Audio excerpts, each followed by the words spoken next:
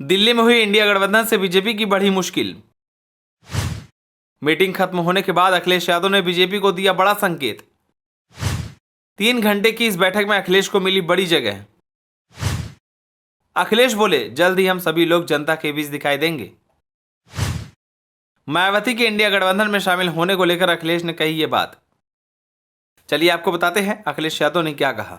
2024 चुनाव के लिए इंडिया गठबंधन की चौथी बैठक दिल्ली में हुई। इस बैठक में 28 दल शामिल हुए। इस बैठक में आगामी आम चुनाव के मद्देनजर रणनीति और चेहरे को लेकर चर्चा हुई। बैठक के बाद अखिलेश यादव ने सीट शेयरिंग के मुद्दे पर अपनी प्रतिक्रिया दी। अखिलेश यादव ने कहा कि सभी दल बहुत जल्दी टिकट बांटकर मैदान में जाने के लिए तैयार हैं।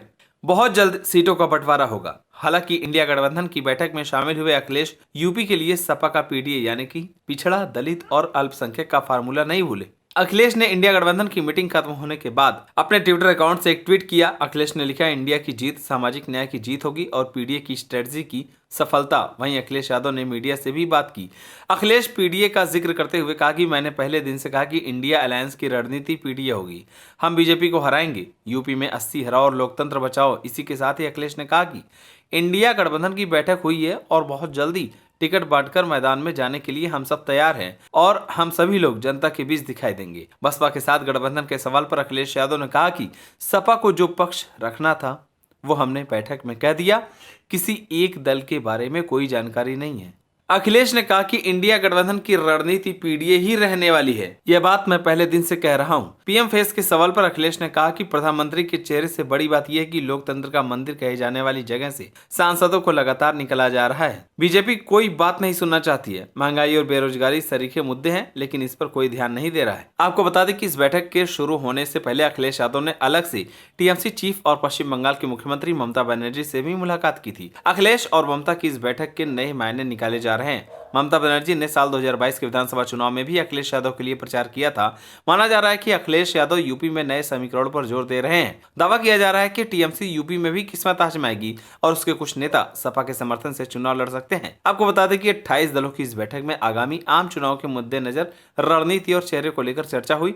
गठबंधन की मीटिंग के बाद कांग्रेस अध्यक्ष मल्लिकार्जुन खड़गे ने कहा कि देश भर में 8 से 10 जनसभाएं होंगी। 28 दलों के नेताओं ने अपने विचार रखे। 28 दलों के नेताओं की बैठक में सर्वसम्मति से निर्णय लिया गया कि इंडिया गठबंधन को कैसे आगे बढ़ाना चाहिए।